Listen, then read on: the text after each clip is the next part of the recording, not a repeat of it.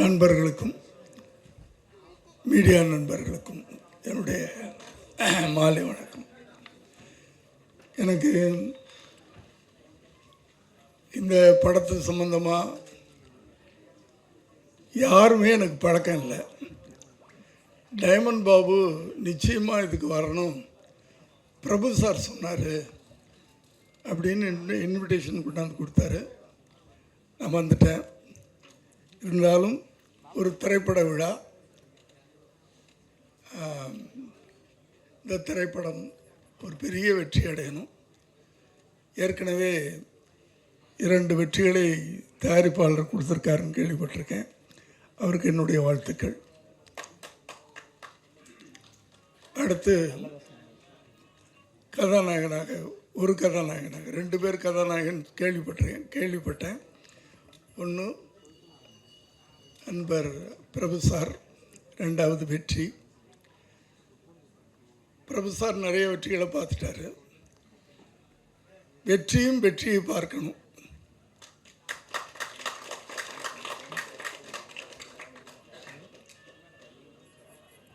ஏன்னா திரையுலகத்தில் போராடிக்கிட்டு இருக்கிறாரு எல்லாருமே, கலைஞர்களும் சரி, நடிகர்களும் சரி,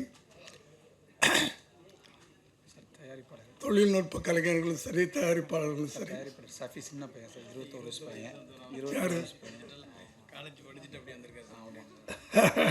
இவர் தயாரிப்பாளர்ன்றாங்க, குழந்தை மாதிரி இருக்கார்.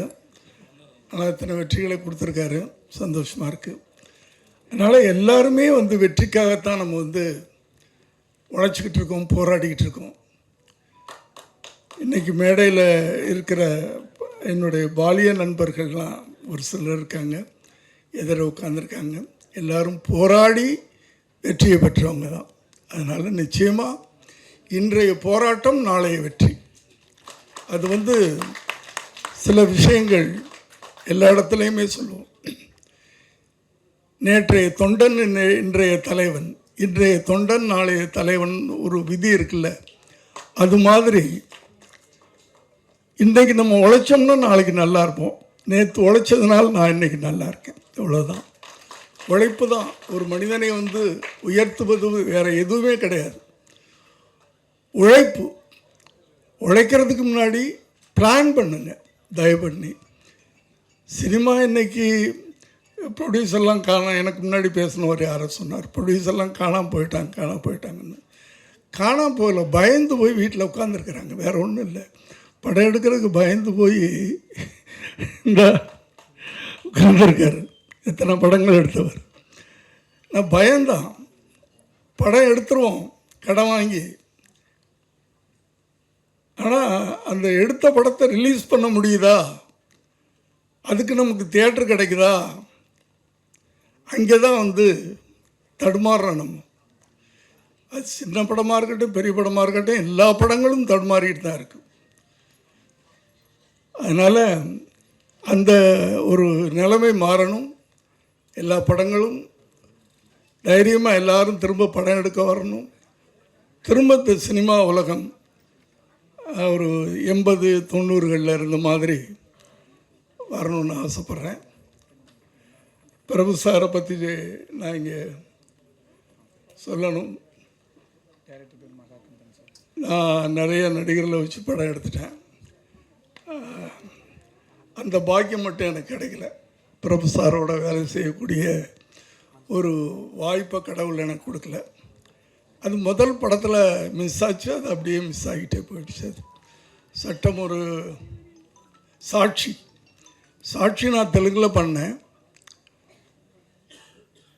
அதை பிஎஸ்சி வீரப்பா அவங்க பார்த்துட்டு தமிழில் பண்ணணும் அப்படின்னு சொன்னாங்க. தமிழில் ஓகே, எல்லாம் ரெடி ஆகிட்டு யாருக்கு ஹீரோவை போடலான்னு சொல்லும்போது பிரபு சார் தான்.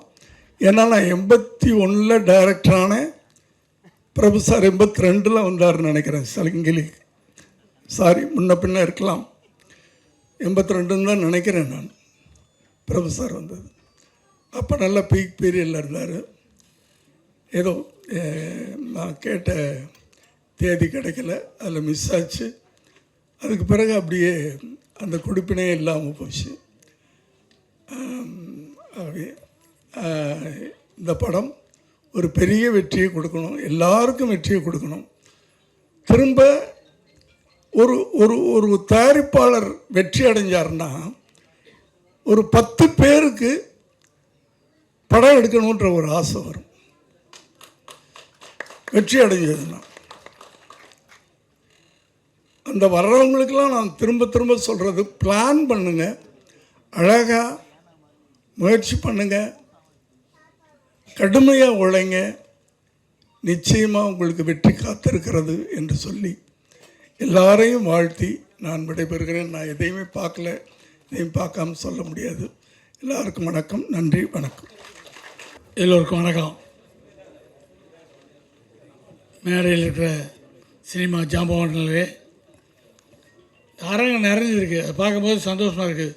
சினிமாக்காரங்களுக்கு ரொம்ப முக்கியமே ஹவுஸ்ஃபுல் ஆகணும். இந்த ஆடியோ ரிலீஸே ஹவுஸ்ஃபுல்லாக இருக்குது. இதே முதல் வெற்றி.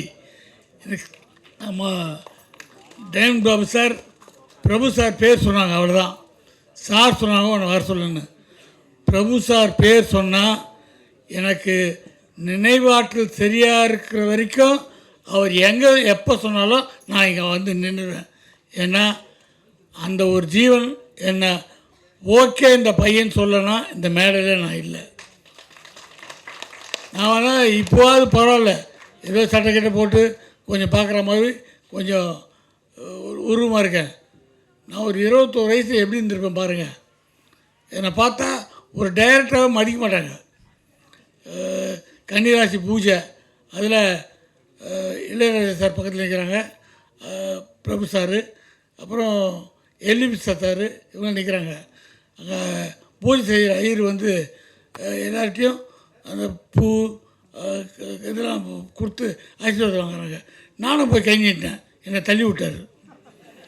அப்புறம் ஏதோ தீர்த்தம் எந்த கொடுக்குறாரு எல்லாருக்கும், நான் போய் கை நீட்டினேன், தள்ளிட்டார். இப்போ ஏதோ தேவையில்லாமல் ஒருத்தன் வந்திருக்கான்னு. அப்புறம் இளையராஜா சொன்னார், இவன் தாங்க டைரக்டர்னார். அதுக்கப்புறம் அவர் என்கிட்டயே மந்திரம் சொன்னார். மந்திரம் அந்த அளவுக்கு என்னை பார்த்தா டைரக்டராகவே தெரிய மாட்டேன். அப்படி ஒரு உருவம் இருந்த என்ன, இவன் ஒரு டைரக்டராக ஒரு கதை சொல்கிறான், இவன் நிச்சயமாக ஒரு நல்ல படம் எடுப்பார் நம்பி எனக்கு கால்ஷீட் கொடுத்தார்ல, அந்த தெய்வத்தை நான் நன்மத்துக்கு மறக்க மாட்டேன். அற்புதமான மனிதர். அந்த உருவத்துக்கும் அந்த குழந்தைக்கும் சம்மந்தமே இருக்காது. அவர் கம்பீரத்துக்கு அவர் குழந்தை மாதிரி பேசுவார். என்கிட்ட நான் டைரக்டர்கிட்ட வந்து எங்கள் டைரக்டர்கிட்ட வந்தால் ஒரு சொல்லிக் கொடுக்குறதுல காரணம் இல்லை, இப்படி பண்ணுங்க அப்படி பண்ணுங்க அங்கே நில்லுங்க அப்படிலாம் பேசுவேன். அதை நாசுக்கு அவர் சொல்லுவார், பாண்டி நீ நல்லா சொல்கிற, ஆனால் சொல்கிறது ஏதோ கொஞ்சம் செய்தியாப்பட்டெலாம் வருது, அதெல்லாம் கொஞ்சம் கட் பண்ணு அப்படின்னு தோளில் கை போட்டு ஹவு டு பிஹேவ், எப்படி மற்றவங்கிட்ட பழகணுன்றத கற்றுக் கொடுத்த மாமனிதர் பிரபு சார் தான்.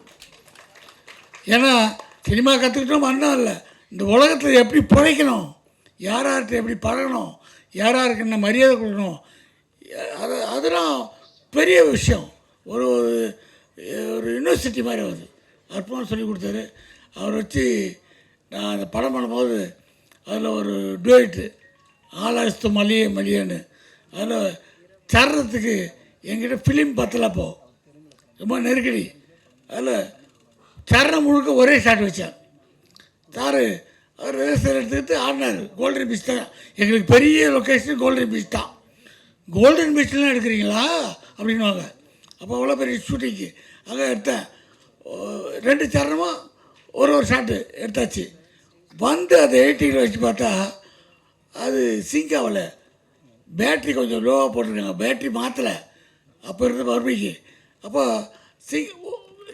சிங்க்கு பாட்டு முடிஞ்சு போச்சு, டான்ஸ் ஆடி அதுக்கப்புறம் சவுண்டு கொஞ்சம் இருக்குது. ஐயா பிரச்சனைட்டு அதை பார்த்து ஒரு நாளைக்கு அப்புறம் அந்த ஒரு 6 ஃப்ரேமை ஃப்ரீஸ் பண்ணி, அடுத்த ஃப்ரேம்லேயே ஒரு 6 ஃப்ரேம் ஃப்ரீஸ் பண்ணி அந்த ஃப்ரீஸும் மிக்ஸ் ஒரு டிசால்வ் மாதிரி பண்ணி விட்டோம். அது இதுலேருந்து அது மாறும்போது ஃப்ரீஸாக வரும். அப்பா அப்படின்னு தப்பிச்சோம். தியேட்டரில் அதை பார்த்த உடனே அந்த ஷாட்டை நாங்கள் தப்பு பண்ணதை அட்ஜஸ்ட் பண்ணியிருக்காங்க. அந்த ஷாட்டு கிளாப்ஸுங்க, என்னையா அது தப்பாக கண்டுபிடிச்சாங்க ஜனப்பா, விசில் பறகுது.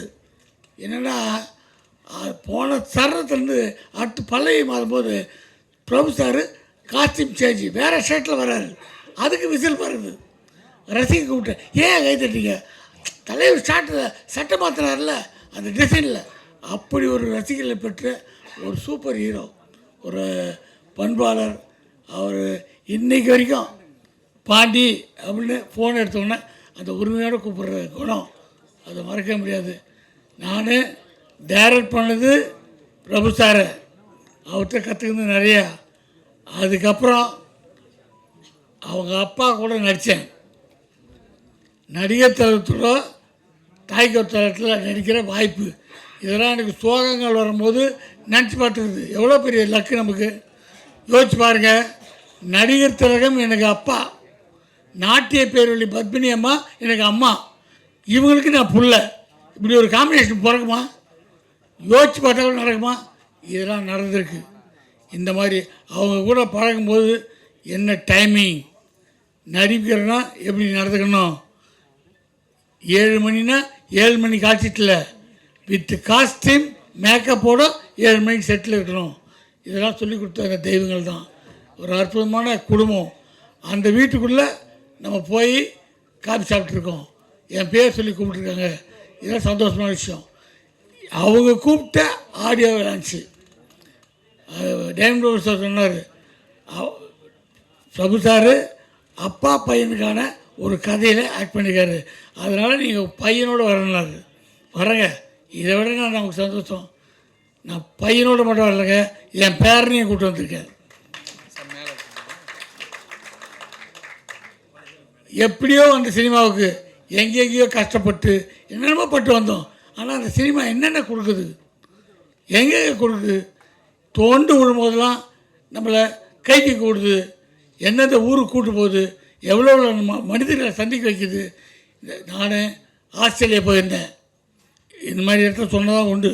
ஆஸ்திரேலியா போனப்போ அப்போது கையில் இருந்த காசு தான் செலவாகி போச்சு. நான் மெல்போர்ன் போயிட்டு திடீர்னு ஒரு ஆள், சார் இங்கே பிரிஸ்பன் வரீங்களா? எங்கேயா இருக்குது பிரிஸ்பன்னு? என்கிட்ட டிக்கெட்டுக்கெலாம் இல்லை, நான் சென்னை போனேன்னு. இல்லை சார், நாங்கள் பிரிஸ்பன்லேருந்து உங்களுக்கு டிக்கெட் போட்டு தரோம். இல்லை, என் காசு தான் செலவு பண்ணிட்டேன். நான் காசு தரேன் சார். காசுலாம் கொடுத்து என்னை கூப்பிட்டு போனாங்க.